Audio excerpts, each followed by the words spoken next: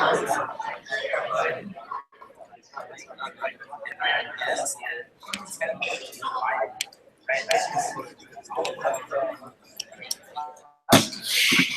don't know if we can get this working.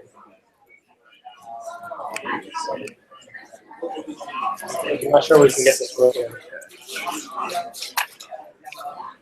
We might just have to webcam this. Well, we can The webcam. video is just. You can like literally turn one of the computers on webcam and video. Yeah, for High quality yeah. to upload later. All right, let me grab the webcam. Okay.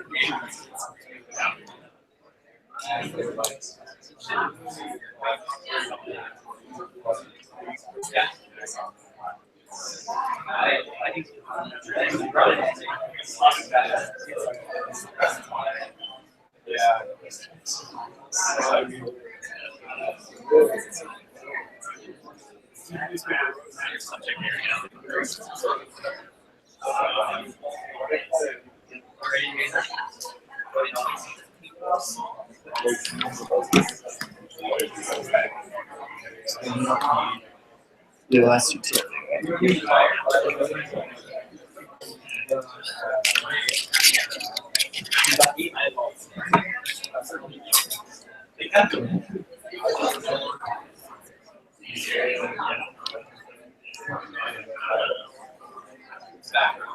You might need to just move the laptop somewhere better. Well, we reserved the seats for you. I mean, it's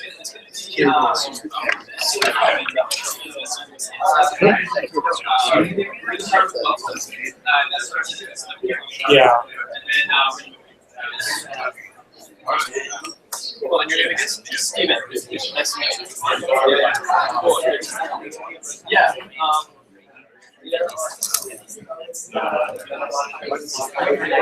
So this is what we'll have to do. Hey, good to see you. Good to see you. Maybe you can move the laptop somewhere. That's better.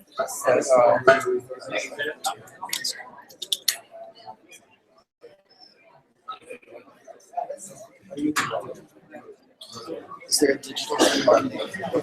Guys, reserve. Or is that just gonna make it too blurry? Yeah.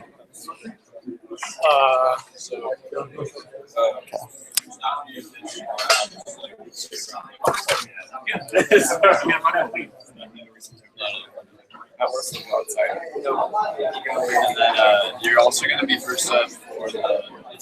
Hey, how's it go? The units today. Oh no. You don't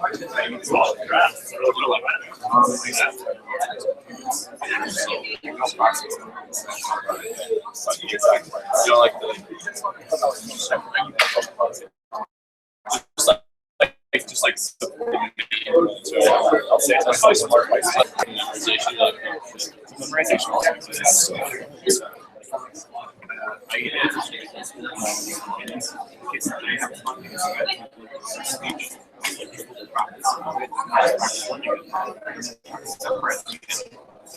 Also practice. You just like really learn it, and then you can just talk about it. That's probably the.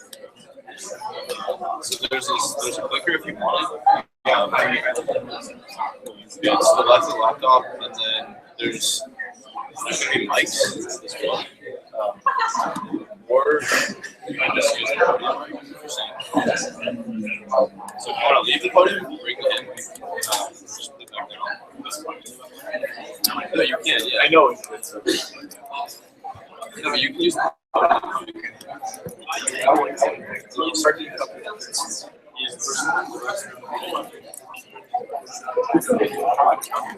No. It's even more than waiting on.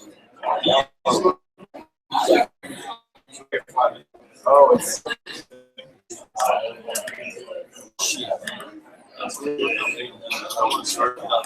You need to get food on the ground. want to set anyone up even so. Should I go to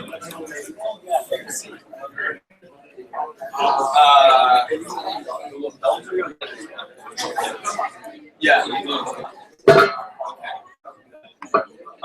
Actually, keep the hotels off of Leah. We're gonna want to mic them out outside. Yeah.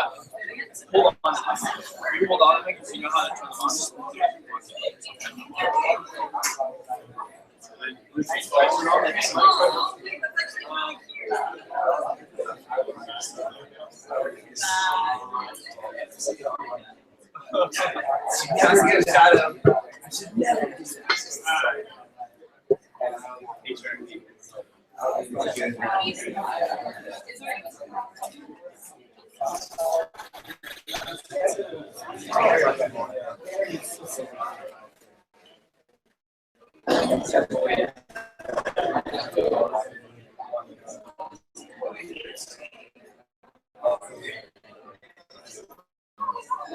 Okay, so these who are those?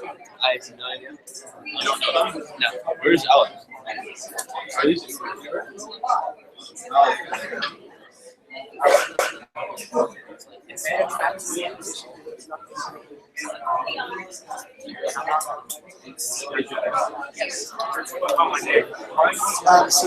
Well, he was looking for me, but this is weird. It's not mirrored. It's backwards. Is it? See, there's the podium. And then, I was looking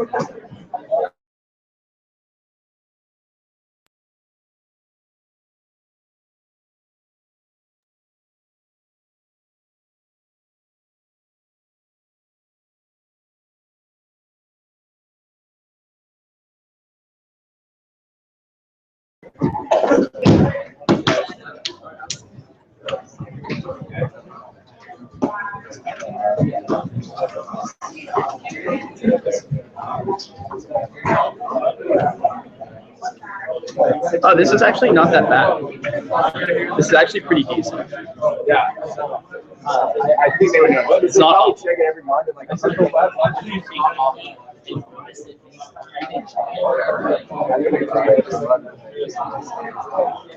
I don't know what I think the chance, like, I think the chance is not that high. And I noticed there's something wrong with the system.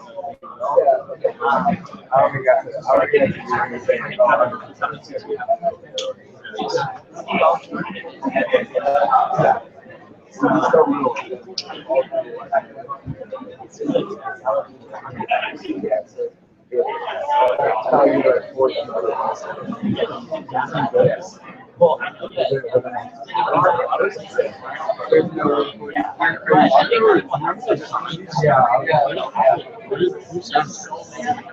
They did. So I mean,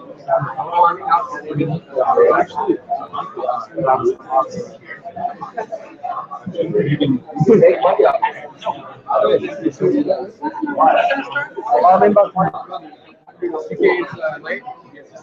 Oh no, I think they're all. They're already upstairs. No, not really. I'm sure we have 100 bucks. Like a lot of people aren't gonna buy.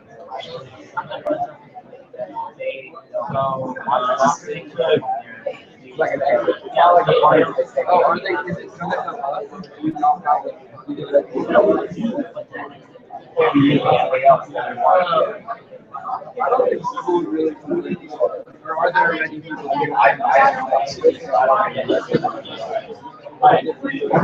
I'm okay with that.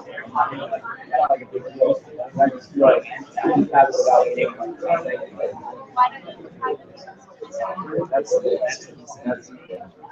that's fair.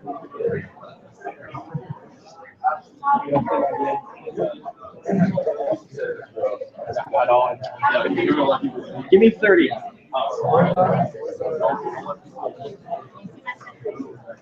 Yeah.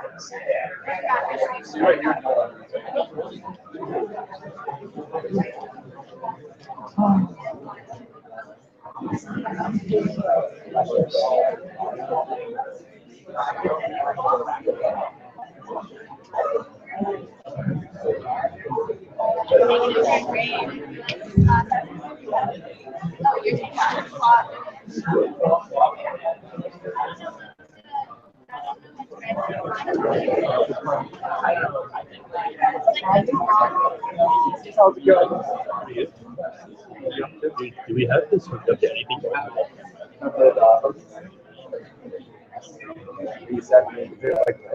Yeah, it's like. I don't know. Is it like, can you like share boys? Yeah, you can like come outside. It's like playing in the hallway. Yeah. No. Dude, I love these. Yeah. Where you going? And you get I think like this is especially for like the fireside talking to like they have like their Cool.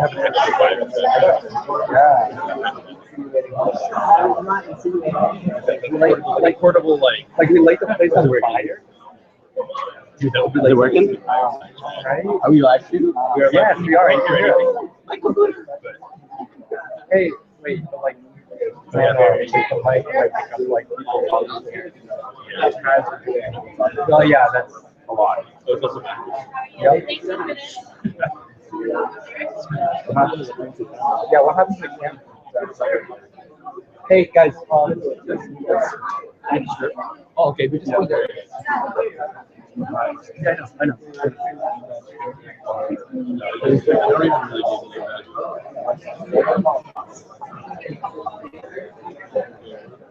Who do you make that? I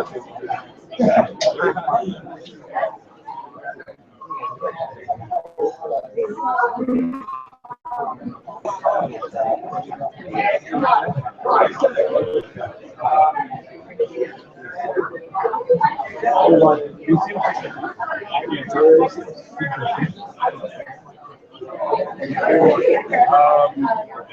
to make sure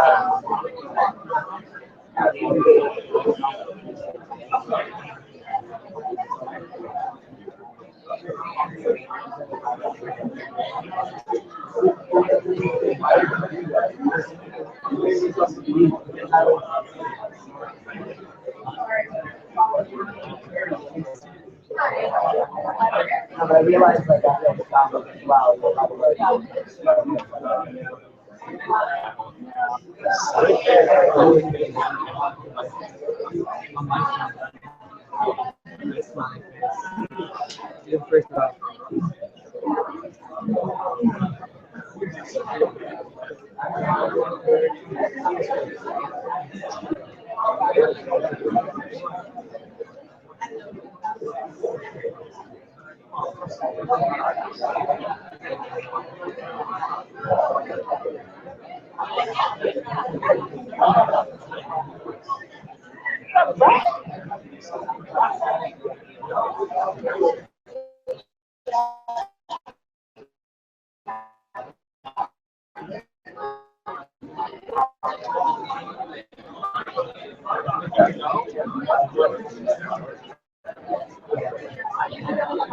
I use Explorer. yeah, with Uber. Yep, yep. Yeah. So wait.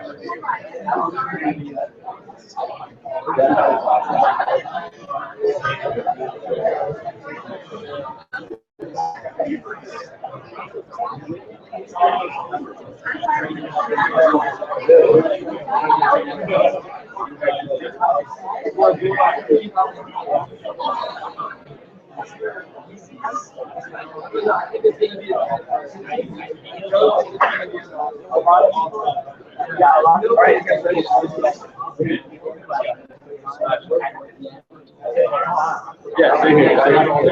Actually, guys, come back here. Sebastian.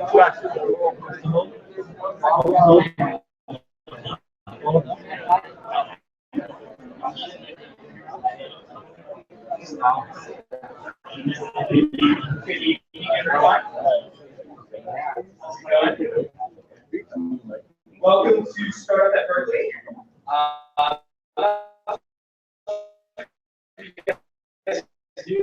This, but last year, Cal was ranked the #2 school with venture-backed startups, and taking several the resources necessary to make the company you started in your bedroom the next Facebook.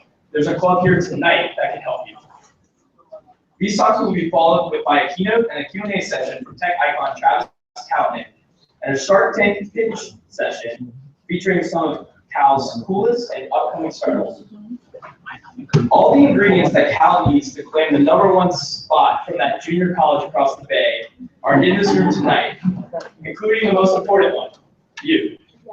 There's never been a better time to get involved with our amazing innovation and entrepreneurship community here at Cal. It's time to start your engines. And before we get started, I want to take a minute to thank some of our partners. A special thanks goes out to Citrus and the Foundry for hosting us in this beautiful space tonight, providing some of the manpower. I want to call out specifically Alex Chen. He's been an amazing help personally. Thank you so much. We're doing some awesome work here with startups. I've highly encourage you to get involved and check them out if you're interested. And I'd also like to thank our sponsors, Uber. You'll be seeing them around tonight. Spot on my part for them. So thank you guys so much for providing the funds necessary for student fun. And then finally, a big thanks to the volunteers and the manpower. And tonight, we really appreciate your help as well, because you guys are the engine we run. So without further student group, thank you so much.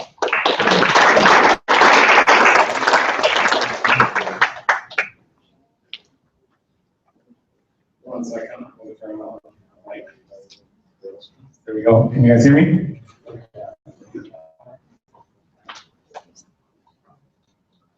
Oh, guess we're using a laptop. So, hello everybody. My name is Sebastian. I'm here from CalHacks, and you guys have heard of CalHacks? You've probably heard about it through CalHacks, which was kind of unfortunately named exactly the same as us.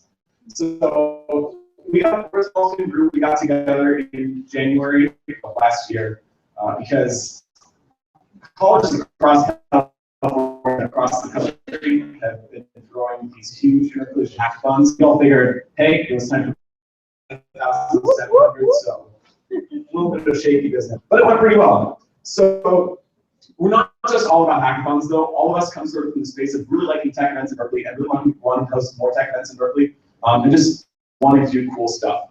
So there's a few things that we're working on.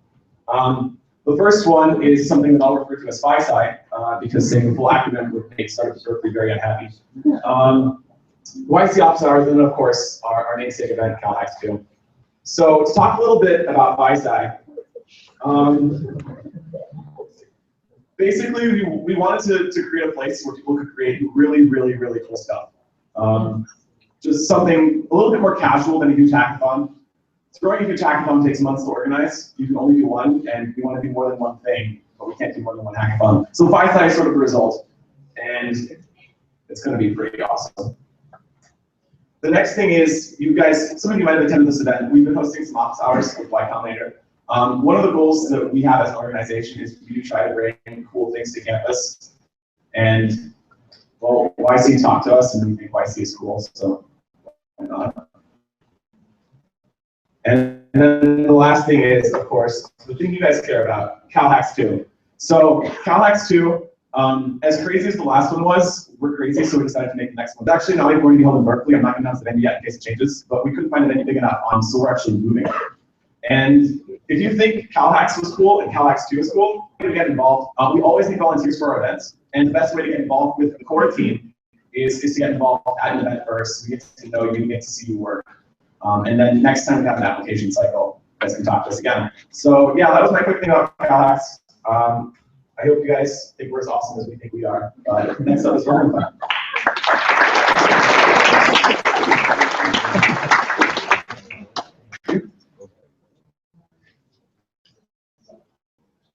Everyone, my name is Berkeley. I'm an investment partner at Dorman Fund. We are an investment firm, a student-run investment firm that invests in only student startups. That means one of the founders of the team has to be currently enrolled student. Our kind of goal is to inspire more careers in entrepreneurship, because we think that's how graduation in the Bay Area. And in the last 2 years, here at SF, we've invested in over 17 companies. Some of them are listed on the screen right now. Sally's Spoon is a culinary startup that came out of the MBA school last year. At Native is also a Berkeley startup. They're doing a native advertising platform. And then ChanSense is helping people with hearing aid hear better. Overall, we don't narrow ourselves to any specific sector in terms of who we invest and what we invest. We invest in web apps and all the way up to autonomous drones. So what do we offer? We're a pre-seed seed fund. Our size is about $20,000 in uncapped convertible note. Particularly so, if you join our portfolio, you get a national of student entrepreneurs across all Dorman funds across and that's over 150 student founders. And we also find that student founders basically what we call RAs, which are essentially mentors, to go with the dorm room theme. And these are industry professionals, experts, founders, and people who can help you every step along the way. And naturally, just like every other incubator and accelerator, there's easy resources like AWS credit and legal services. So if you're working on something awesome, we'd love to chat with you. I'll be roaming around the atrium close to then. And if you want to find out more, you can also visit our website at dormroomfund.com. Thanks, guys.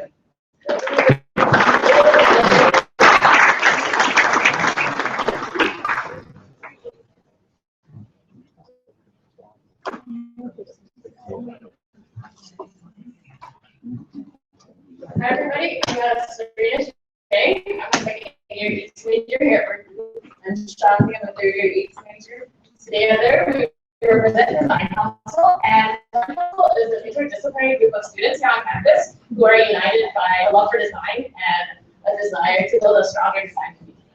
Now, this is a very blanket word. It's thrown around a lot. I say it at least 55 times. Can you guys raise your hands if you've ever pulled on a door that's meant to be pushed? Yeah? Okay, everybody. Okay, I definitely have, like, probably at least 3 times today. But this is an example of design. I mean, it's someone who designed this door, so that was very difficult to use for users. Here's another example. You probably don't think about it very much. But, I mean, I guess this is space-efficient design, but I don't say that it's not very user-friendly. Also goes to get users very friendly. But this is also design. And finally, this is user interface design. It's app design. We interact with it every day. This one is difficult to interact with, but it's still design. And so on Berkeley, there are a lot of design clubs already. There's going to be good design, whose focus is graphic design, web design. There's Berkeley Innovation Design, user experience, 3D printing, graphic prototyping. And so there are a lot of great resources on campus, and all these clubs have a lot of individuals offered. But a lot of times I hear, oh, you're in Berkeley Innovation, what's that? I've never heard of it. Or I'll go talk to someone who is in tech, but they'll be like, oh, I've never heard of innovative design, or I wish I had heard about it earlier. And so that's kind of why we created Design Council, because we want to collectively build a stronger community at Cal, and through our projects, make sure that these designs hopefully don't make an appearance in our projects. But that's why we created Design Council. Yeah, so just a little bit more like the silos of interest here in a big campus. For really good design communities aren't good. So we started Design Council 2 semesters ago. Just a group of people interested in design. A lot of us are leaders in mentioned clubs, STEM, BI, NOD. And if you're in a club that is not represented in Design Council, please reach out to us. We have meetings every Friday, 3 to 4 next semester as well. And we essentially just work on cool projects. So this is design@berkeley.com. Comprehensive student guide to design on campus. So you can check it out, look at classes, clubs, courses, and if you're interested in like the design classes, you could definitely learn a lot from people on council. And you can also help us organize events like the Google Design-a-thon every semester. And this last semester, with the help of Tech and TDMC, we put on the world's largest 3D printing design-a-thon. Also, the world's only 3D printing design-a-thon. But that does not have to be the case. So please come join us, get involved in the council. Thanks, guys.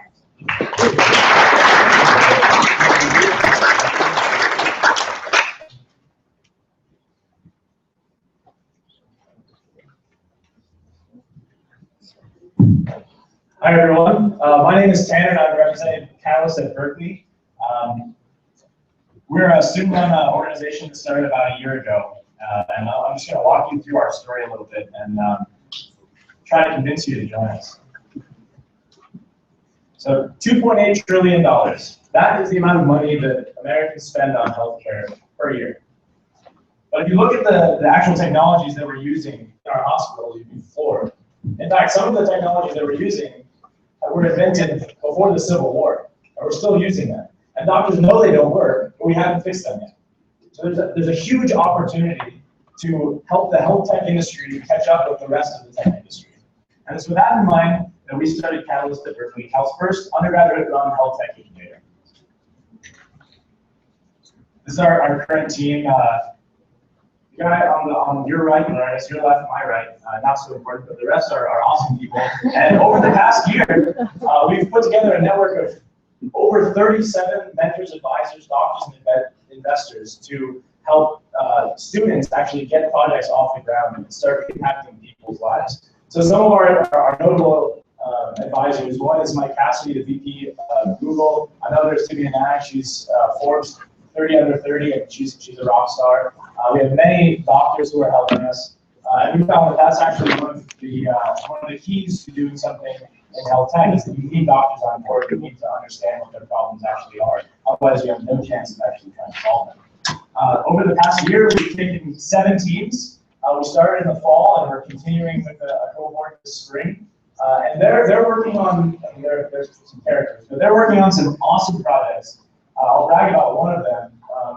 Bradtech is actually working on a microfluidic device that is supposed to detect the symptoms of chronic obstructive pulmonary disorder way before it's too late. So right now, the technology that's used is a spirometer, and it turns out that by the time you can figure out that you have COPD, it's too late. A lot of COPD patients are terminal by the time that they figure out they have COPD, and yet nobody has fixed this problem. So we're helping students actually, put their pencils to paper and put their nose to the grindstone and start solving some of these problems. And the beauty of it is that the problems that they're solving have real impact. It's not I don't know if you're working on a dating app, but it's not a dating app. It's things that affect people's lives and change them from having no life to their normal life back. And that's a huge difference. There's another team of ours, Candy Care. They actually went to Thailand to test their incubator device. And they've formed a number of partnerships with hospitals down there to start introducing their device into rural communities. So along the way, we've had a lot of fun. We've worked really hard.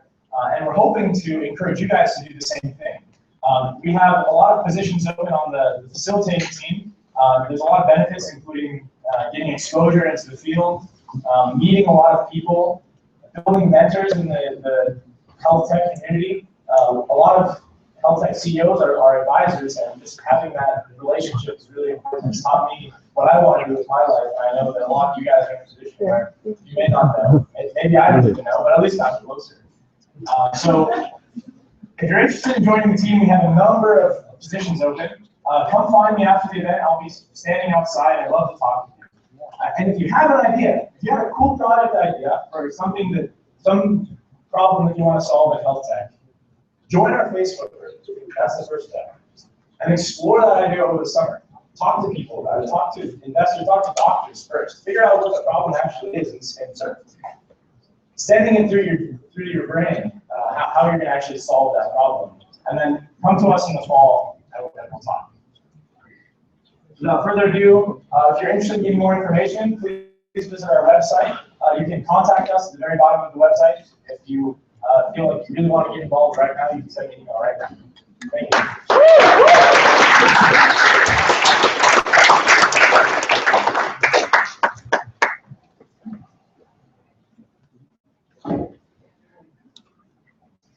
If you don't mind, I'm just going to vote live. Hello, everyone. My name is Alex Curran. I'm a third-year computer science major here at UC Berkeley, and I'm here representing the Bay Area chapter of the Kairos Society. The Kairos Society is a worldwide fellowship of undergraduate entrepreneurs interested in creating companies that solve the world's most pressing problems. We have over 50 regions spread out across the globe with hundreds of active fellows, mentors, and alumni. We have, on a local level, 25 fellows in the Berkeley chapter, each of them working on an exciting project, company, or student group. We meet regularly to mind share, discuss the latest trends in technology, and also help each other with our respective ventures. For each fellow, Kairos serves as kind of their personal board of directors. The idea being that if you have any obstacle, there's a Kairos fellow that can help you overcome it. We've been around for a few years now, and during these few years, we've helped over 50 companies get off the ground, raising a combined total of over $40 million from top VC firms. A few of these companies are actually here in the audience today. Jordan, Lily. These companies range in industry everywhere from the UAV and drone space to enterprise analytics and marketing, as well as NGOs that help underprivileged communities in the Bay Area. Kairos fellows are truly multidisciplinary, as you can tell by the variety of industries that their companies are a part of, but they share this common drive for creating innovative solutions to the world's hardest problems.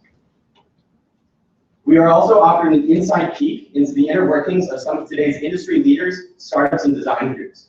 We meet regularly with the top executives and CEOs of these organizations to discuss their decision-making process, as well as things ranging from the future of manufacturing to cutting-edge web technologies to design thinking.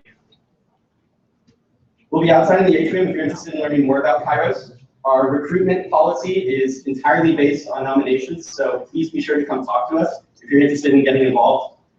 In addition, every single member of, every single presenter on the stage today has been and is or is currently a member of the Kairos Society, so please feel free to ask them about their personal experiences. Thank you.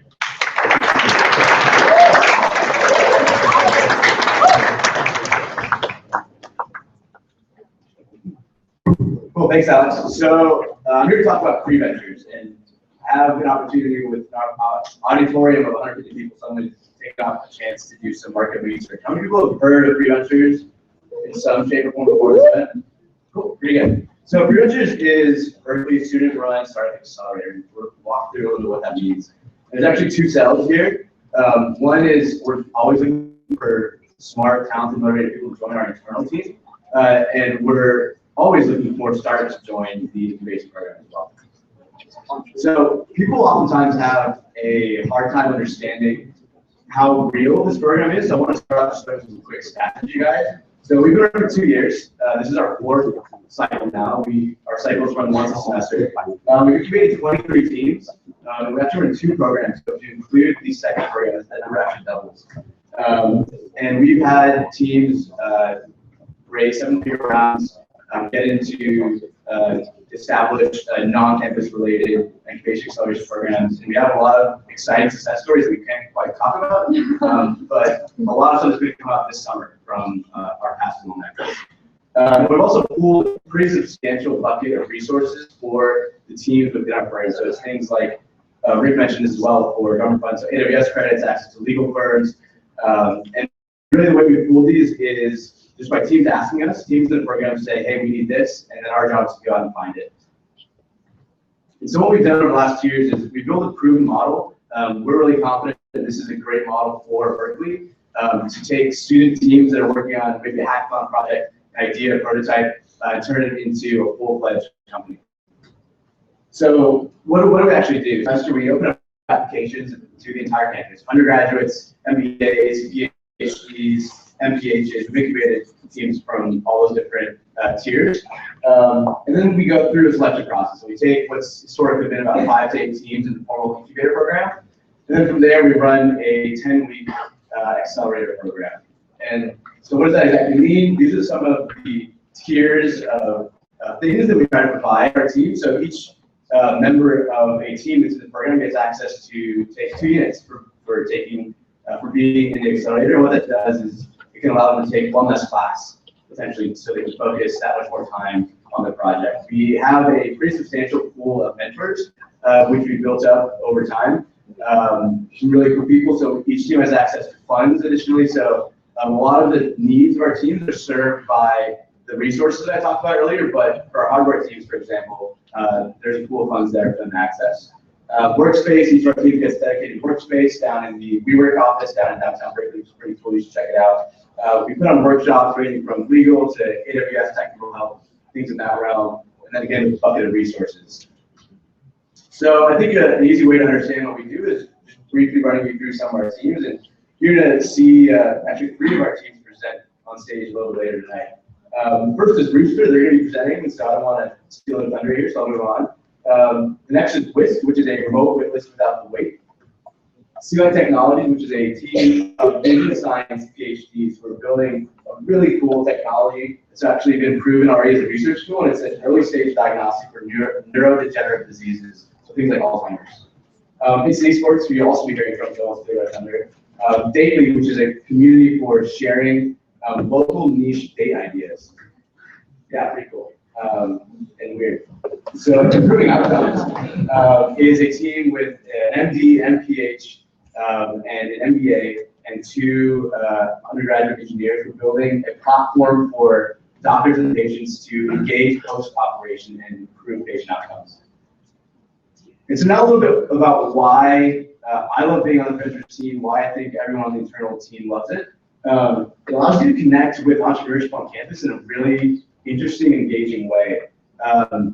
What we've built over the last 2 years is, I think, really interesting as a student organization because in many aspects we're put on the same level as the university's entrepreneurship initiatives, things like Sky Foundry, Citrus, Leicester Center. We work with the people who run these entities. We do a lot of programming with them. Our teams work together quite a bit, so it's a pretty unique opportunity in that realm. The next is it allows you to connect with entrepreneurship around the Bay in really interesting ways. So we've actually become, for a number of investors, resource providers, alumni, a bridge back to Cal. And so some of these pictures here on the bottom, these are all from the last 3 weeks, I think. So with our team, we've been down to pitch sessions at Sequoia, at 500, at Greylock. These are the sorts of things that we're doing every semester. So it's a really interesting way to engage both at Cal and around the Bay.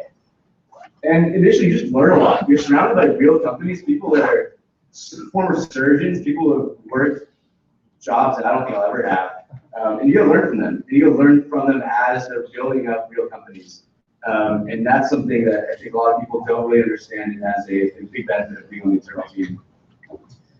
And so we're a pretty small team. And we are, like I said, looking for people to help us build out our vision, to be able to support more Cal founders and kind of motivate more Cal undergrads to start up. And so we're always looking for people. You can visit us at ventures.org/apply, both for the application to join the incubation program and also to join our incubation team, or sorry, our internal team. And we'll have a table set up outside, so feel free to talk to us afterwards. Thanks.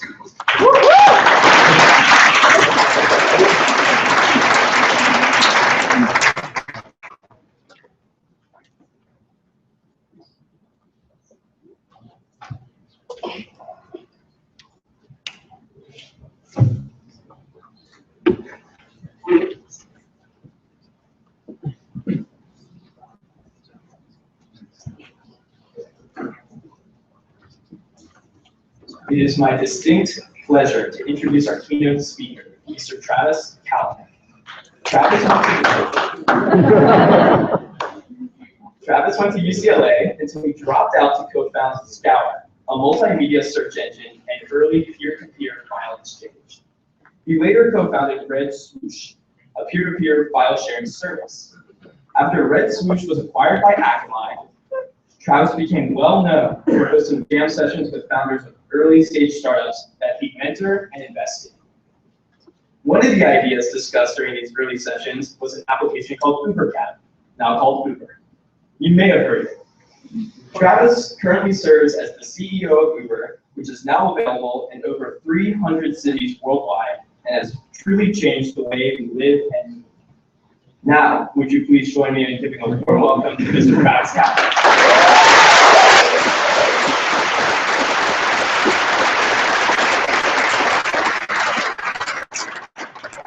Say now available in the App Store. All right, so it's actually been quite a while since I've spoken at the university. It's not something I do very often. I'm usually pacing around my office, trying to figure out what the next thing is I'm doing, or working on some big thing we're already doing. And so it's kind of fun to come and just not just talk about Uber, but we said, why don't we do something different? Where I don't have to make like a pitch, there's videos and stuff like that. But just to sort of talk entrepreneur. I know there's a lot of entrepreneurs in the audience here. So basically, earlier today, I put together just a few tips for just how I look at entrepreneuring. And when I was an angel investor between my last company and this one, some of the things I thought, that were important to me. A lot of them are instinctive, and I think what you guys will find, because I think a lot of you are just already in the game, you'll find that maybe some of these are a little bit obvious. But sometimes you peel back a layer or two or three, and it gets a lot more interesting. I think some of these will be fun, and we'll just get to it, and then we'll talk, we'll sort of have a jam session on a few different topics. So, really glad to be here. Let's just jump into it. So the first question is an obvious one, right? What's the first tip? The first tip is, where is the magic? Where is, when you tell the idea, when you describe the idea to a friend, A, do you have that glimmer in your eye? And B, did the person you're talking to feel it? Did the fundamental thing that you're doing, is the fundamental thing you're doing, is it exciting? So it should feel a little bit like that. Oh, wow, the image is blown up way too big. I don't know if you guys have seen Pulp Fiction, but this is like that glowing thing in the briefcase that you never figure out what it was, but it was magical. And there's a lot of things that we see out there on the internet today that bring that magic, that have grown, and it wasn't by accident. It started with that magical idea, the thing that changed, that was going to change people's lives. This is a screenshot from Airbnb. I can now travel to Athens, and instead of staying in a hotel which isolates me, and I have to call for room service and have a very sort of antiseptic experience, now I can go and stay at this house for maybe the same price as what it would cost per night, and I have a much more rich experience. My travel experience is far better. This is just an example of millions, of course, that Airbnb provides. But that was the magic of their idea, was that you could meet people that live in these cities. You could bring texture to a travel experience. And there was a sparkle in Chesky's eye and his co-founder's eyes when he first described it, right? Now, the idea is only that first part. There's a whole bunch of stuff to do after. But if the magic isn't in the idea, it almost doesn't matter what comes after. And by the way, I've done startups that were magical to me and not to others, okay? And I've done startups where I put in heart and soul into that thing. I was in love with it, but nobody else fell in love with it. And ultimately, if you are empathetic to reality, you'll ultimately find your path, but it's not always an easy one. And it's really easy to say, oh yeah, Airbnb is magical, right? But people didn't believe Brian when he first started talking about it. Because he's like, who's gonna let somebody else stay in their house? That's crazy, right? And of course, Uber's seen similar things. But in hindsight, it's obvious. It's like, Uber's original idea is just push a button and get a ride. And now with like the Apple Watch, now I can just push a button on my watch and get a ride. And that is that's just a magical thing that like people used to dream about doing stuff like that. And now it's just real. But again, that's hindsight. A lot of these things sort of evolve over time, and you don't always start where you end up. Of course, if you have that magical idea, and you can pretty much count the fact that there's like 1,000 other people that have the same idea. The difference between a successful company and an unsuccessful one, often, is that there's something hard about making it a reality, right? If there's not something hard, what becomes hard? Competition becomes hard, because then you have 1,000 companies all fighting for the same thing. That's really easy, but then because you have 1,000 companies, it becomes hard. So there really is no such thing as an easy company. There just isn't. Because eventually you'll have competition if it's too easy, and trust me, that's hard. But if you don't have competition, it's also hard. That may mean that it's so hard nobody else wants to do it. So ask yourself, what's hard about it? There's gonna be something. And by the way, that's something that's hard about it, you better be good at. All right, so you look back, we can look back 15, 20 years and look at the beginning of Google. They're like, we're just gonna index all the information in the world. And we're going to try to guess when you type in a few words in a search box, what it is you mean and what it is you're looking for. You get a little, we fast forward 15 years and you look at something like Xiaomi, what's hard about that? Well, what's hard is they're trying to take this elevated, luxurious product, let's call it the iPhone. But they're saying, you know what, how can I make something just as good, but be populist about it? Bring it to the masses. Super hard.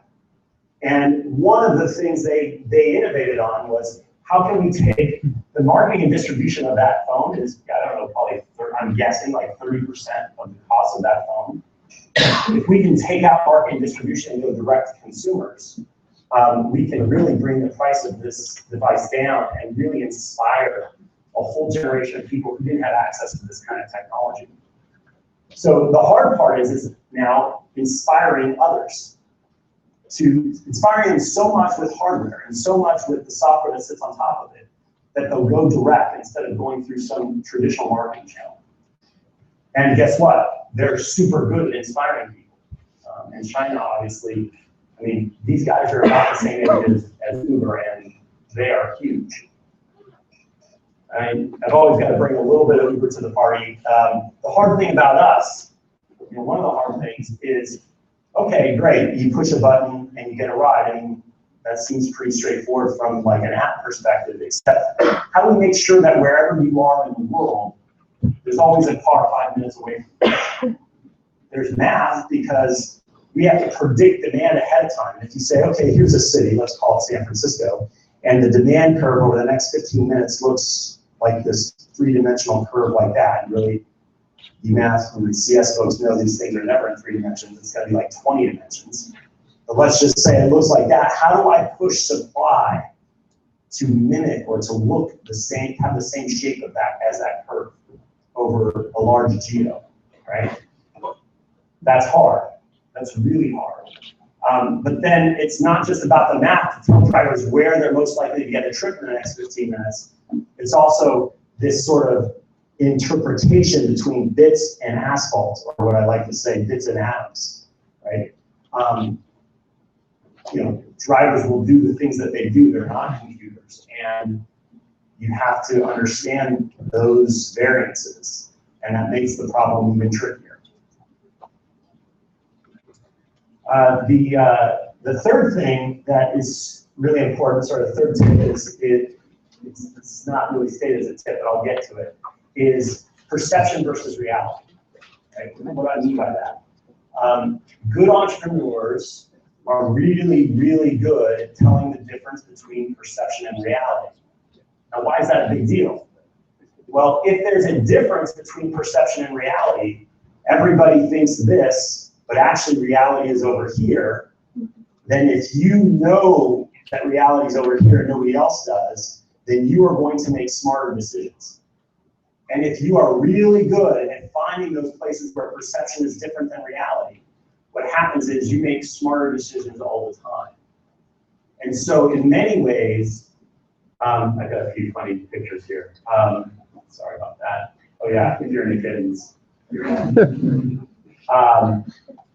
In many ways, good entrepreneurs are good at what might be called risk arbitrage. Is that lots of people think there's no risk doing this one thing, but you see it as having a lot of risk. So what do? You stay outside of it. Or vice versa. Everybody thinks, oh, this thing has no risk. That's a piece of cake, you should do that, but you actually see lots of risk, and you have to be right. If everybody else is right, and you're doing the opposite, you're gonna get your butt kicked. But if you are more empathetic to reality, and you see it more clearly than others, and you can do it consistently every day for thousands of days straight, you will succeed far more as an entrepreneur than actually most others. The next sort of area that I look for is what I call the analytical creative cross. Right? So it's super important. I think there's a lot of CS folks in the house. I went to UCLA as a computer engineer, computer science and electrical. We know how to think like machines. In fact, we know how to build machines take them apart, put them back together, and we love it. But you can't build a business just doing that, right? In fact, when you do build a business, it is a machine. But what kind of machine are you going to build? It's got to be a machine that's never been built before. And because over time the world changes, and the environment you're building this machine in changes, you have to be creative and have intuition about what reality wants, or what is going to work in the reality that's about to happen. And so you have to have that creativity, and this is a little screenshot from something we call, over Uber, we call Uber ice cream. What is that? Well, you know, you push a button, you get Uber, you get a car coming to you. That's what we do in hundreds of cities around the world. What's Uber ice cream? Well, I had this, I don't know, sort of a fantasy or vision to do something really fun once a year, which was I just wanted to push a button and have an ice cream truck come, right? And making ice cream trucks, thousands of them in each city, in hundreds of cities, all happen on one day a year and only one day, which is National Ice Cream Day, right? And by the way, not everybody in the world eats ice cream, so sometimes it's like a popsicle or something like this. Is very, very hard, and that's a machine. There's a logistical machine to make that work and make that work well. But there's the magic and the intuition and the creativity of delivering this in 5 minutes in 300 cities around the world for one day a year. And it inspires people. And so you cross the creative mind, the idea generation, the intuition with the mind that knows how to make a machine. You put those two together, and that's when you get a real company. And that's when you see real success in a company. And so you look at the companies out there, the ones that are succeeding the most, they're almost always have somebody at the top, and usually the founder, who is both of these things. Because if you're just creative and you don't know how to build machines, a lot of times what happens is you have these crazy, wild ideas that can never become reality. They're not empathetic to reality at all. They're just like having a good time with crazy ideas. We all know some people like this. Okay? Or if you're just a machine builder, you know how to build the thing that's already been built.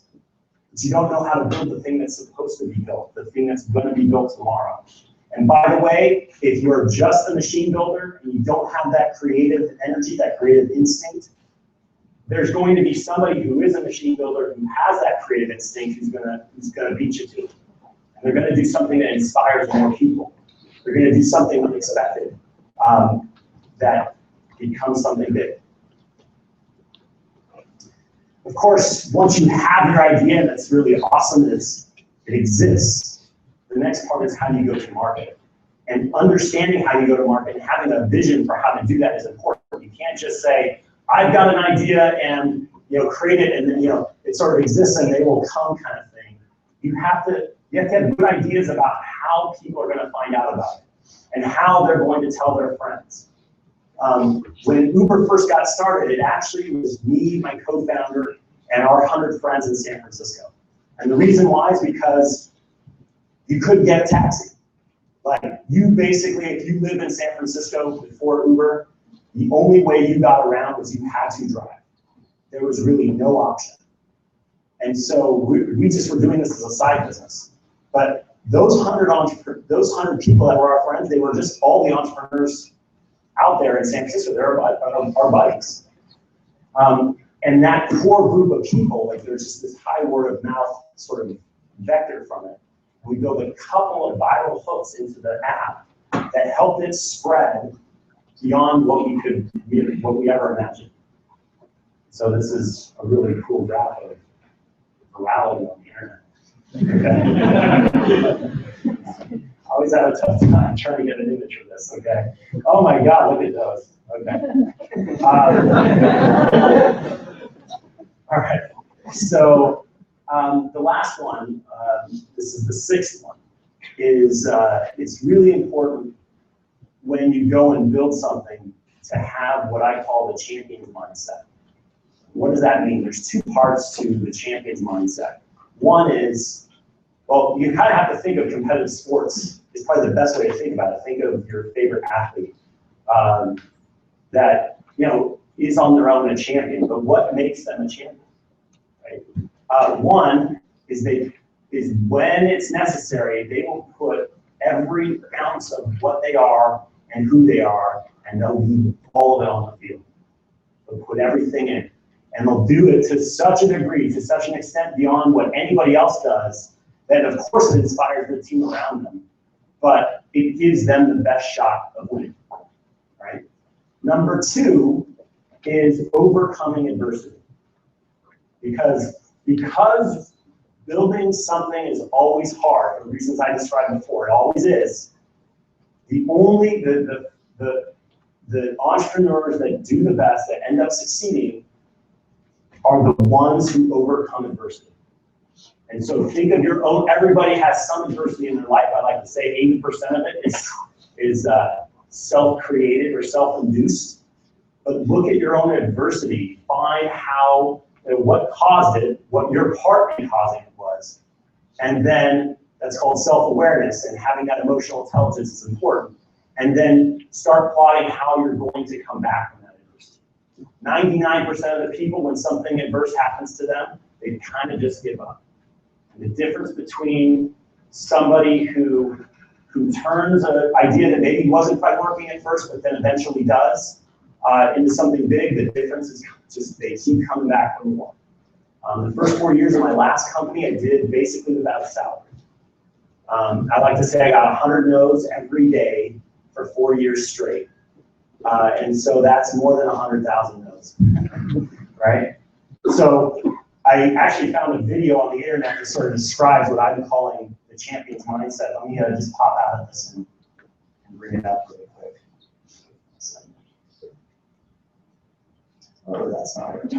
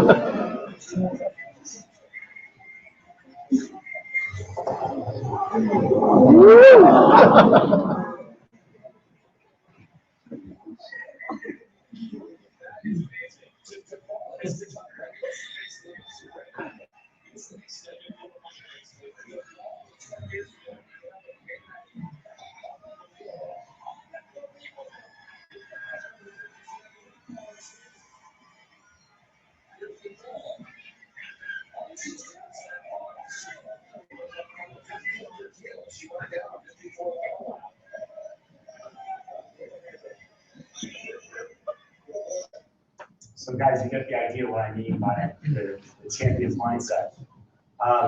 Real quick though, I think there's 1, 2, and 3 people who recorded this. I'm going to need you guys to delete that video just because there was a document that came up that shouldn't have come up. Okay. So I need somebody to look for those 3 folks, and you just got to do that. Okay. Those 2 in the back right there, especially. Sorry guys, it just is what it is. I shouldn't have flipped.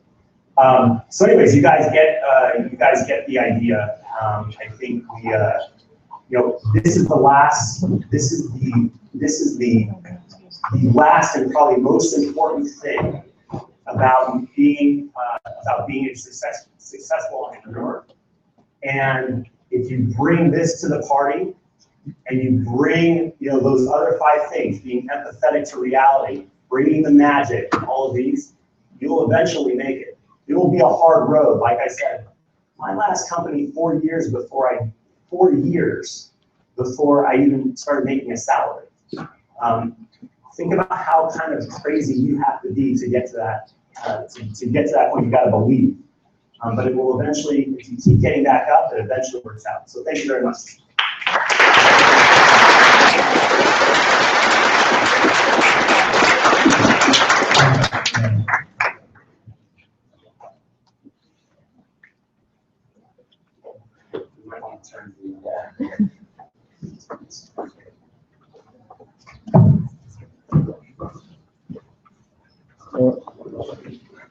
Awesome. Well, thank you so much for coming. We're really excited to have you here. Not only are Cal students really excited about Uber, but Cal alums are as well.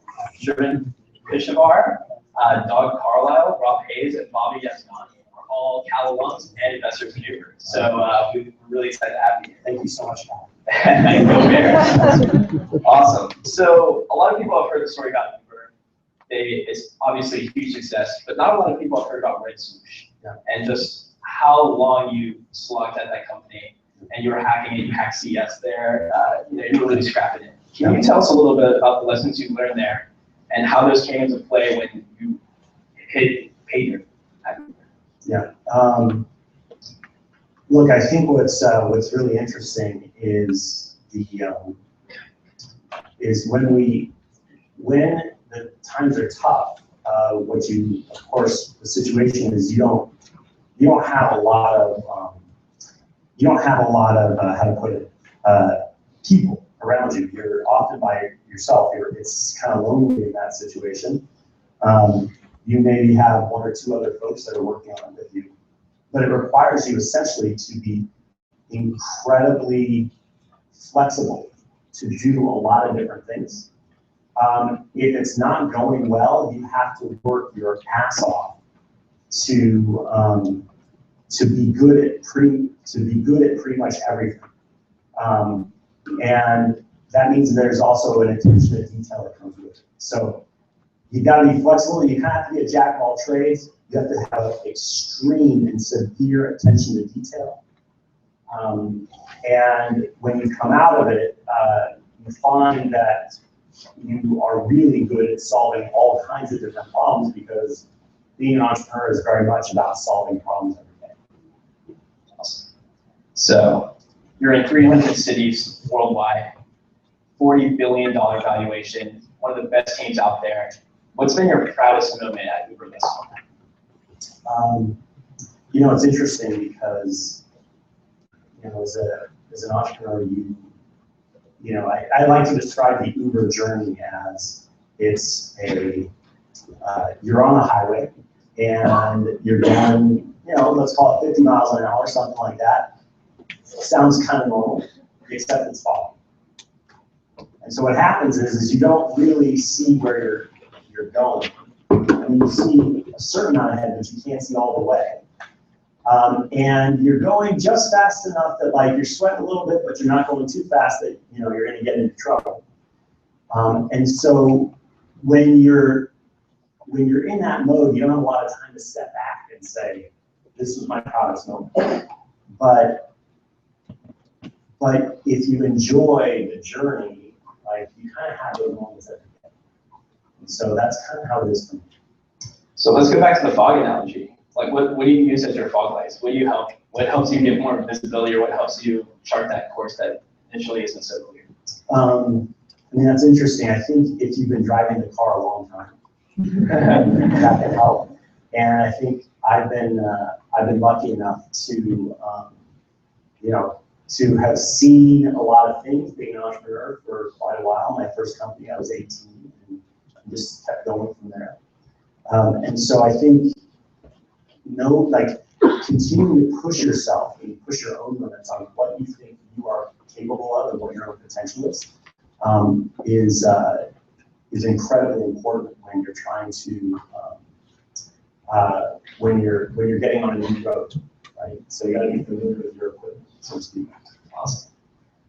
So if you were a student today, we heard that you studied computer engineering at UCLA. But if you were a student today, would you choose a different major? Would you focus your time on different things outside of school? And if so, what would that be? Well, look, I think, you know, I started coding when I was in the 6th grade. So I'm not sure if I would have, I guess the question is, if I had a different major, or would you take the same major, do something different? Oh, you know, let me put it, yeah, I guess I had a list of sort of fantasy jobs if I wasn't an entrepreneur. There's a bunch of different cool things I would do otherwise. I'd probably still code on the side if I were to pick something different. But I'm obviously I'm really big on sort of the future of media. Journalism is very interesting to me. You know, maybe I would be like a police investigator. That's kind of interesting. I like to solve little puzzles, you know, things like that. So, anyways, that gives you a little bit of a sense. But I really feel like if I were to do it over again, I'd probably end up doing very much the same thing. So you know how to code. Have you ever committed a line of code or checked a piece of code into Uber? Not anything substantive, no. So it's been a while since I've been like a coder that I would trust.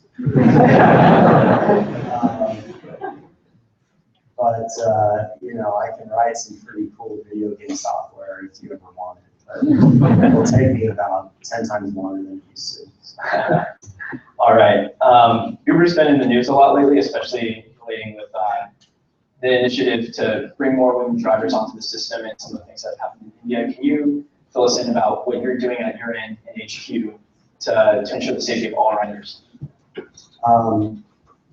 Yeah, I think, you know, what's most important, I mean, first is, you know, I have a little bit of an issue on the premise, but at the end of the day, what you have to do is you have to, I think, actions speak much louder than the words. And, you know, if you're talking about internally in the company, it's about creating opportunities for the best and brightest. And if you see across our company the strong, you know, the strong women that are running huge parts of our business, that are inspiring everybody at the company, and you see our commitment to safety in cars, the trips that are happening around the world, and all the interesting technology as well as partnerships that we're doing in this space, I think you know, I think it would show where our commitment truly lies. But I think at the end of the day, showing those things is what it's about, and we feel really good about where we're at. A lot of people don't know that Austin, head of expansion at Uber, brought Uber into the first cities outside of San Francisco. It's a Cal alum. Let's go Bears. So Austin's a great story. She's an alumnus, and she you know, she started as a community manager here. And community manager was handling social media, doing some marketing stuff. Then she became our first driver ops person. And she replaced herself and she became a launcher. And she replaced herself and she became head of all of launch. We're talking about 300 cities around the world. And she replaced herself and she became head of all of launch and what we call the crew team, which is managing all processes of all employees in 300 cities around the world. And so she's an executive at our company that's done an amazing job. But it shows what our dedication is to what I call a meritocracy, right? Which is the best ideas always win.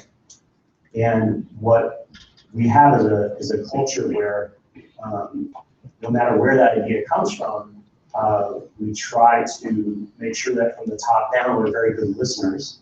We listen to good ideas wherever they are. But from the bottom up, that everybody feels like they can step on toes. Because if you have a good idea, it means that nobody else has come up with it before, and sometimes you have to step on toes to get that idea heard. And if you create a culture where folks are good at getting their toes stepped on, then it encourages everybody to step on toes and everybody smiling. But what that means is that instead of being loyal to people or to hierarchy, you become loyal to ideas.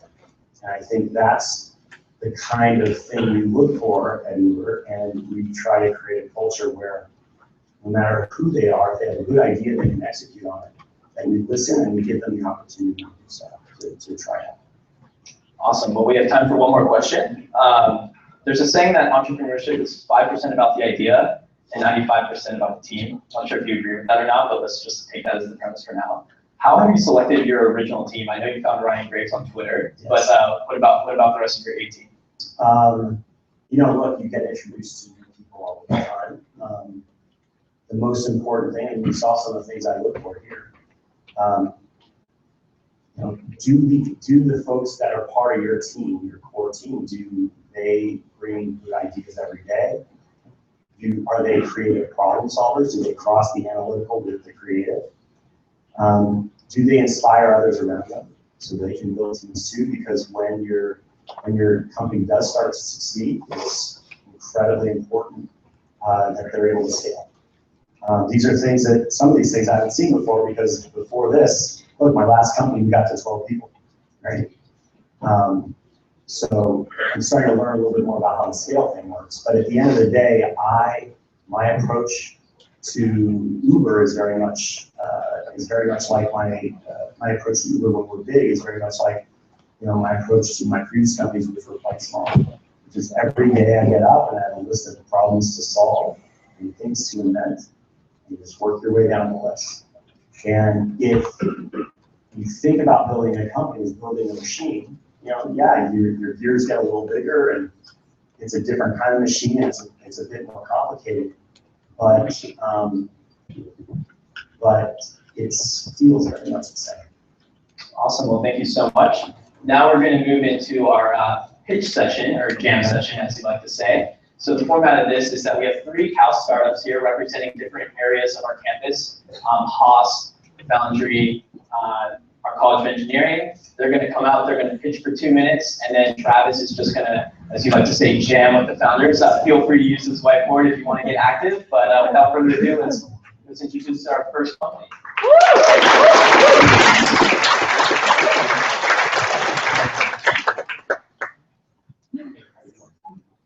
Hey everybody, so my name is Sebastian, for those of you who don't remember. I'm one of the co-founders of Esports. And for those of you who don't know what esports is, it's people playing video games competitively for money in live arenas with thousands, tens of thousands of people watching live, and then hundreds of thousands of people watching online. And if that sounds ridiculous to you, what's probably even more ridiculous to you is that it's now by numbers the 3rd largest sport in the world. There's 205 million people worldwide, 50 million in the United States and Europe, and it only keeps growing bigger. So the interesting thing about that is, although a lot of the regular infrastructure is kept up with like regular sports, there's teams now. Thank you. Okay, so I bumped the table and might make a noise. I guess I could go on. I might have to face a little bit. Are you okay with that? Yeah, fine. So, where was I? Right, so there's so many fans worldwide. A lot of the infrastructure is kept up with that growth. There's professional teams, professional players, they have coaches, they even have exercise regimes, because it turns out you need to be a little bit physically fit. The professional players. Yeah. So coaches should probably have some exercise too, but they're not required to. The funny thing though is the content side of things hasn't really kept up. There's still no ESPN.com, there's no Yahoo Sports, where you can go to get all of your news, to get all of your information. For me as a fan, if I want to figure out what's going on in any given day in the scene, I have to go to dozens of web pages if I want to hear about everything. So we're trying to sort of solve that. We're building the solution to that. We want to be the ESPN.com for esports, the one authoritative source. And in order to do that, we're building news, statistics, scores, everything you want to know about the sport. A little bit about our product and our progress. We released an MVP in January, just scores and statistics. Up until now, I think it's acquired around 30,000 users. And pretty good, pretty successful, 75% weekly returning. And Today, actually, just a few hours ago, we pushed out the final product to the App Store. So if you're one of the lucky people with an iPhone, you can actually get this. If you're on Android, then you have to wait a little bit. It's instantesports.com. I wouldn't be an entrepreneur. Okay, so if I'm a fan, I can watch people play. Yes. And I mean, I've seen videos on YouTube of this kind of thing, and sometimes they have tens of millions of views. Is that a fair assessment? Yeah. Okay. So what is it you're bringing that I can't already get? So the challenge right now is that it's really easy to get the visual content, right? It's easy to get videos, it's easy to get streams. Twitch TV handles the streaming side of things really well. It's the written content, the scores, the results, the kind of keeping up with the scene that you would have an NFL fan, like checking their phone for scores. That's something that's really difficult right now. Okay, so this is basically the whole stats infrastructure. Okay, now is there going to be a betting thing going on here? It's one of the things. Actually, it's one of the things we're exploring in the future. Fantasy betting is huge in sports. It's actually already gotten huge in esports a little bit as well. There's a startup called Vulcan recently got funded by Sequoia. That's doing that. Okay. All right, so you may make money through betting. Are there other ways that you might make money? Yeah. So the sort of primary way, or the initial way, the easiest way to make money is just through advertising. Yeah. One of the advantages that we have is that we actually learn more about esports fans than you do any other platform. Just because we get to see which team do they follow, what are their preferences, which kind of articles do they look at, and that's actually really valuable to the kinds of people that advertise in this esports space. Okay, all right. So, okay, so we got 50 million people. How much time are they spending per day or per week? Or let's say, so 50 million people are spending an average amount of time per week viewing this. What is that average amount of time? It's 41 hours. A month.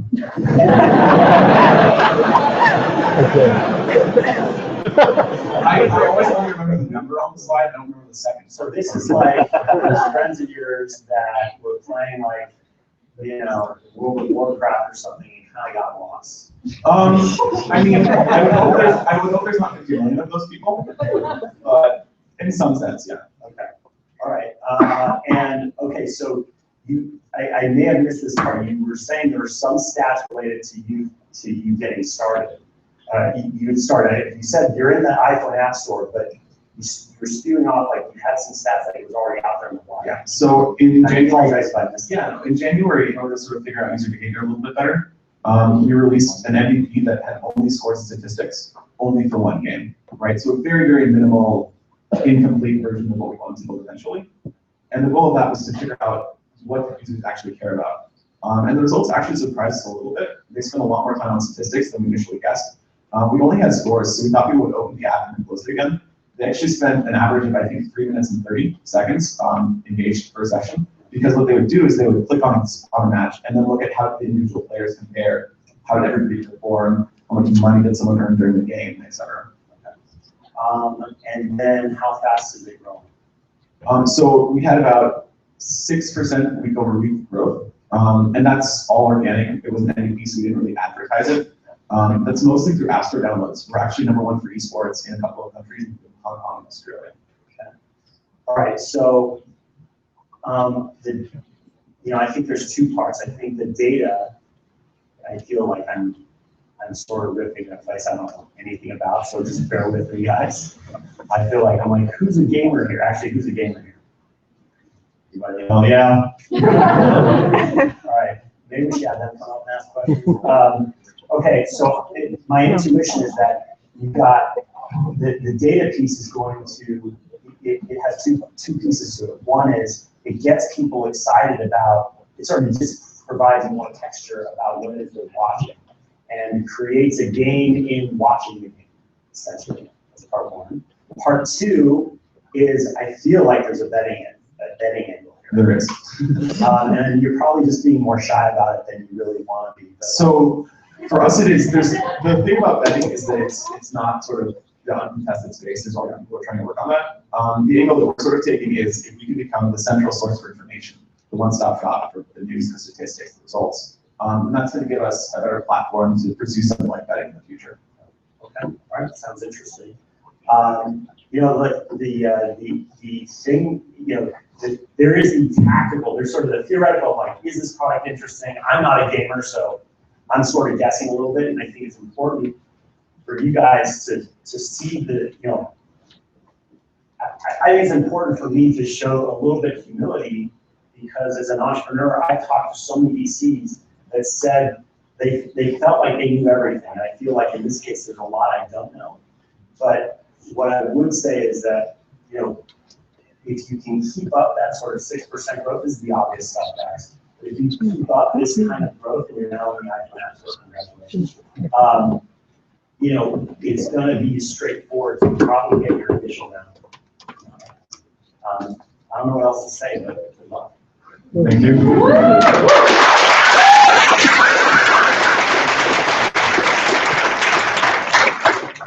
This is wild. I've never done this. Hi. Very good to meet you too. All right. All right. So should we just get started? Let's do it. I'm Tali. I'm the founder of Booster, a local sharing community. I'm an ex-global community builder from Google, and our team has MBAs from HAS and engineers from EX.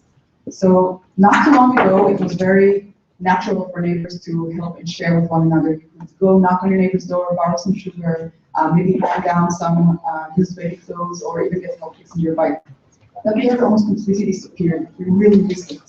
And in the last years, the local space has seen some great advancements with companies like Nextdoor, who let us have a conversation about crime and safety in the neighborhood. There's lots of platforms for trading with neighbors. But Booster is different. It's meant for apps of real life helping and sharing between neighbors. So this is how it works. You join your local community, and on it you can ask for whatever you need and help whenever you can, as long as it's free.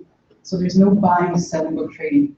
Some popular use cases, we get a ton of items changing hands on Booster, from TVs, sofas, and microwaves to pianos or art supplies. So is this like a non-commercial Craigslist?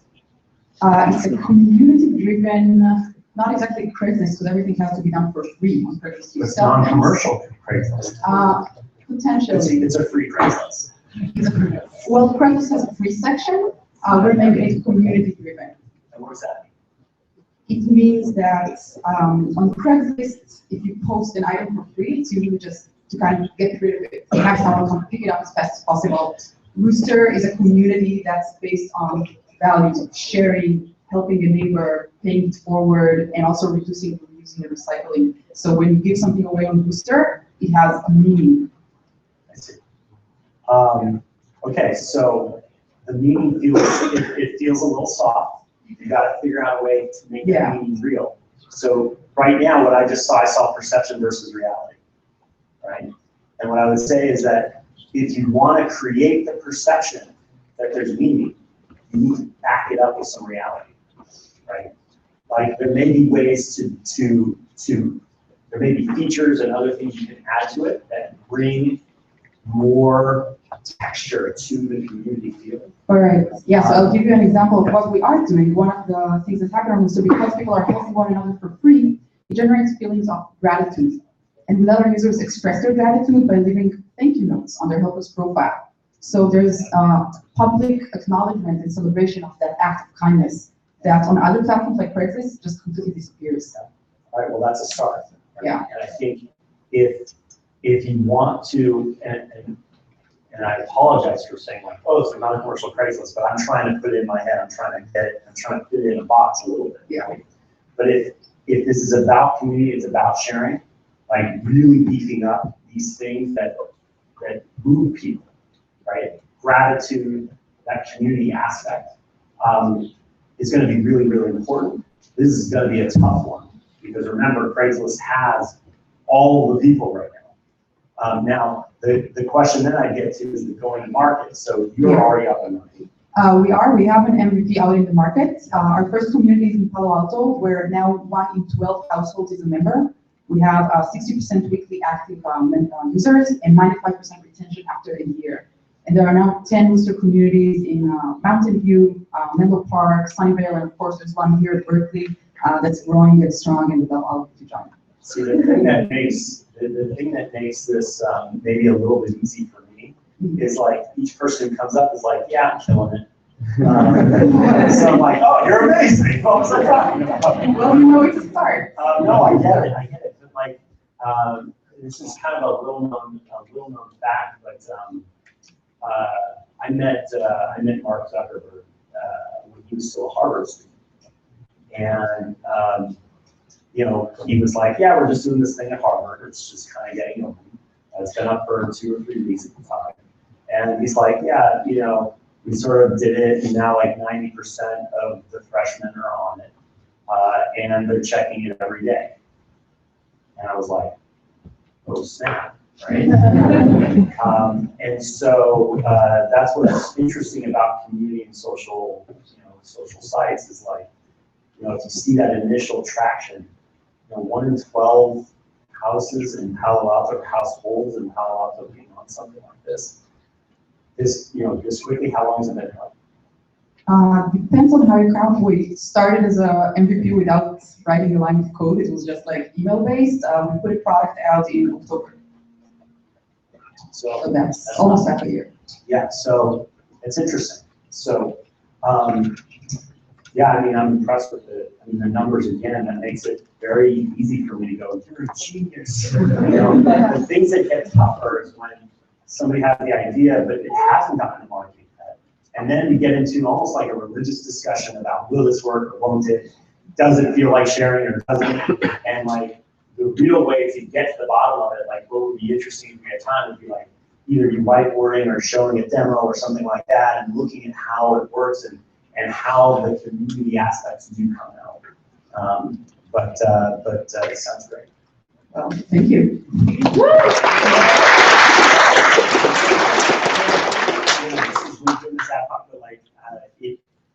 If you have questions for me, I could answer. Yeah, definitely. We have like 3 minutes. I suppose like I prepared the question. I thought we'd have more time to discuss, but I'll just ask this and off the top of your head. One of the main challenges we're currently facing is kind of deciding on our very low scale expansion strategy. So we're limited on resources. Every decision we make on where to go next is super crucial. So we feel like we've proven that we can do this in the suburbs.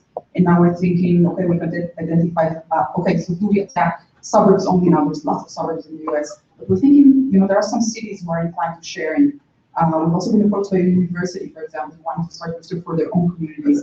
So how do you think about like focusing, trying new things? What should we do next? How would you think about it? Well, look, I mean, Uber obviously had its own sort of city expansion and all of this. When we first got going, we would say, how many Apple stores are there for 100,000 people? And what's the smartphone penetration in City X? And we had like crazy formulas for trying to figure out, what was the next city? And what we found was that it just kind of worked everywhere. So what I would say is, but at the same time, is we waited a year before we did our second city. We wanted to get it right before we did our second city. And my co-founder and Ryan Graves, who was an early employee in Austin, they're like, let's go. And I was holding, and then, I saw our first sort of clone competitor come up in New York City. I'm like, we're going, right? And so it's a balance between trying to get the model right and having the right tech and tools to do that, and being ready for multiple cities to roll out, but also the competitive aspect of things as well. In Silicon Valley, feel like, you should never look at your competition, you should just keep building. But remember, competition is part of reality. It's part of the world. And if you ignore it, you may ignore it. It may be to your own detriment. So understanding that it's there, and using that to motivate the team is okay. But of course, staying focused on what you do, but knowing that they're as you are on your journey going down the highway and it's foggy, that there's a car to your left, right? Is good to know, right? So if you feel like your technology is in a good spot, push yourself beyond, I'd say push a little bit harder than you're comfortable. And it usually is working. All right. Hey, Dramatic ending. Okay, thank you very much.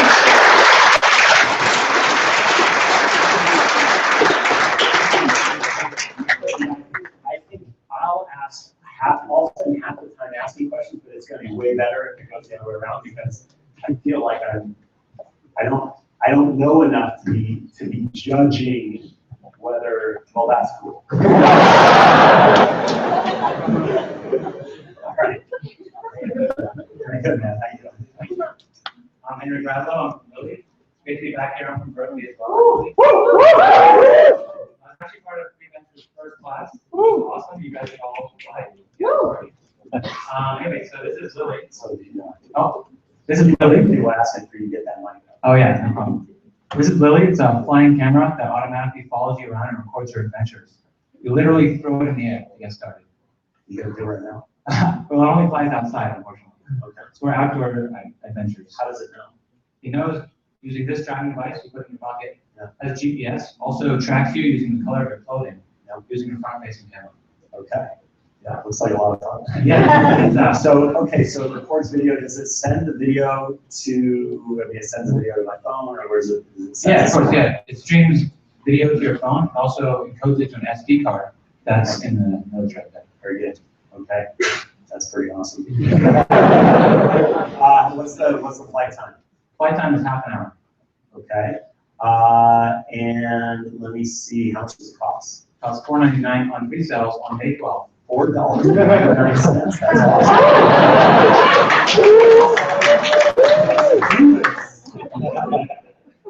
You can buy one, everybody else can buy one at www. I could just do an over and say, I'm getting it for everybody.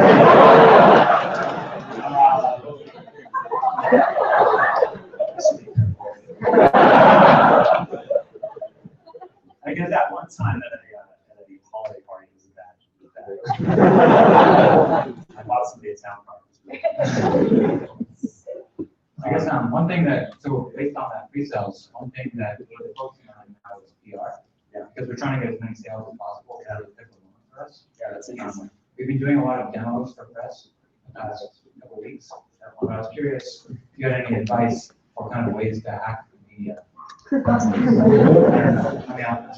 interesting. So, like I said, my last company, obviously, we tried to drum up as much. We tried to drum up as much coverage, et cetera, as we possibly could because I was building something that a lot of people didn't want, right? So I did this thing which I call VR. So it wasn't PR, it was VR. And VR does not stand for bullshit relations. It stands for blog relations, right? What that means is it was really simple. You know, you have like a Google spreadsheet, and what you have is basically every 2 weeks, I would come up with a new angle for why this thing was cool, right? What it was that I was selling. I would come up with a sort of clever angle, a clever headline, essentially. You know, think of like a BuzzFeed headline or something along these lines. I'd come up with my own headlines. And then I would create a feature or set of features and a simple blog post that described it. And then the columns in the spreadsheet were all of the blogs that I wanted to cover, right? And so I then sent an email to all of the writers of all of these blogs, and it could be tech blogs, it could be, you know, hacker blogs or whatever it is. And you would have a really crisp subject line.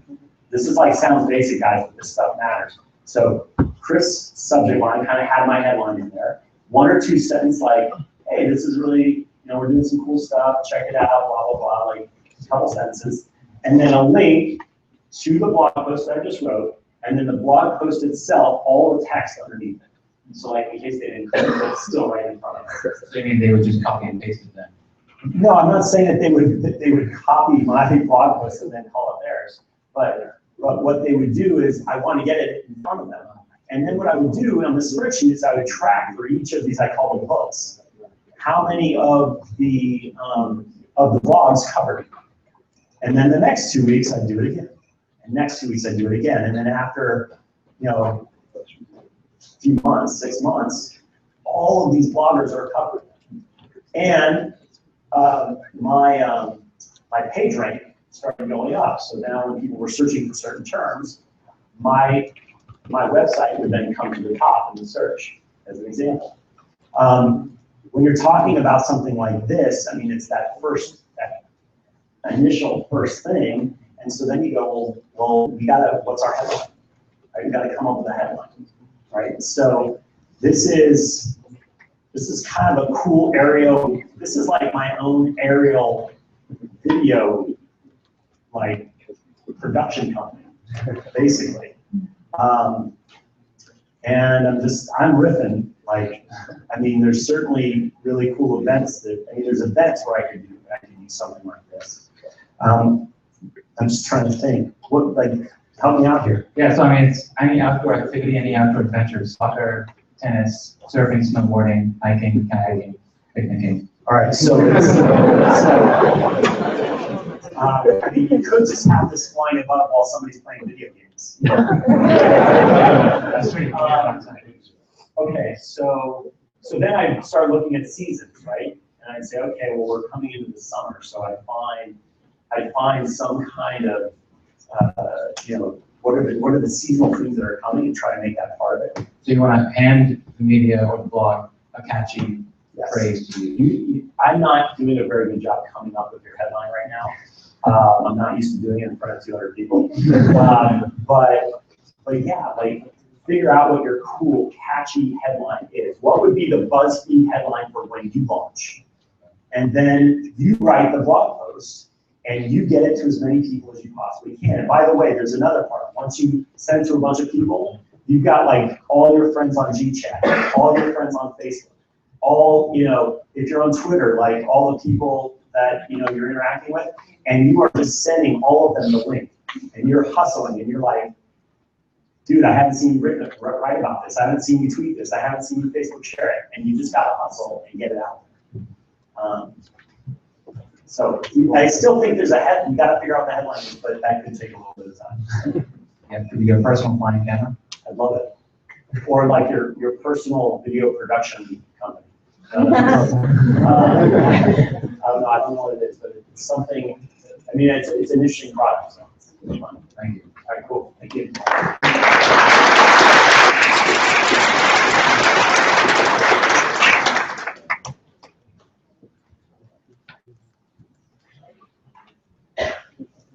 Awesome, thanks again, Travis. The rest of the Uber team. Wow, this is a lot of people put together a lot of time and energy to make this event happen tonight. So I'm very, very pleased and proud to see so many of you guys here supporting your fellow students. It just wouldn't be right. I'm going to enter like the Academy Awards portion of my talk. Right, thank you, everyone. First off, thanks Travis and the Uber team for coming out. They came with a bunch of engineers and recruiters. Hopefully you'll talk with them after this event or in the atrium. Travis, I know your time is very valuable. We appreciate you coming out. Citrus, again, thank you so much for this venue. Thank you for letting us use all your really nice equipment. We really do appreciate it. Yes.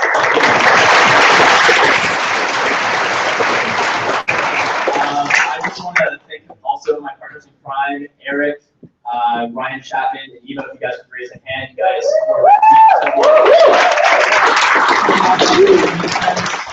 That's what college is about, right? Don't tell my parents that. That's also so this does conclude the main portion of tonight's event. We hope that you guys will join us outside in the atrium for a club fair where you can talk with representatives from all the clubs you heard today, as well as representatives from Uber. On behalf of the Start of the Berkeley team, I hope you leave tonight's event inspired and that you guys are going to get involved in Cal's entrepreneurship and innovation community. But now I'm going to do my Steve Jobs portion of the talk. One more thing. Travis, we heard you're a pretty accomplished Wii tennis player. Yes. We have Wii tennis set up in the atrium right now. Yes, the only thing I'll say is it's been 5 years since I've played. Awesome. I was going to take you up on that. Well, we will see you all in the atrium. Thank you so much.